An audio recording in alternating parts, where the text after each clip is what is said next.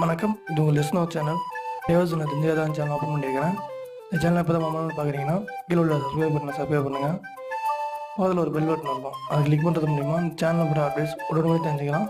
நிகழ்ச்சிக்கு போகலாம். இன்றைக்கி இந்த நிகழ்ச்சியில் இந்த வீடியோ மூலமாக தெரிஞ்சுக்க போகணும். பார்த்துக்கிட்டோம்னா நம்ம எல்லாருமே வந்து சினிமா பார்ப்போம். சினிமாவில் ஷார்ட் ஃபிலிம் பார்ப்போம். அந்த ஷார்ட் ஃபிலிமில் ஒரு குறிப்பிட்ட பார்த்துருப்போம்னா ஒரு சீன் பார்க்கும்போது அந்த பேக்ரவுண்ட் வந்து பார்ப்பாங்க. அதில் வந்து அந்த பேக்ரவுண்ட் வந்து எப்படி ஸ்கோர் பண்ணுறது தான் பார்க்க போகிறோம். அந்த வீடியோ மூலிமா நாங்கள் பார்க்கலாம்.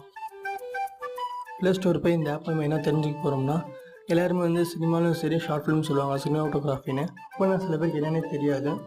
அப்படி தெரியாதவங்களுக்கு தெரிஞ்சுக்க தான் இந்த ஒரு வாய்ப்பு.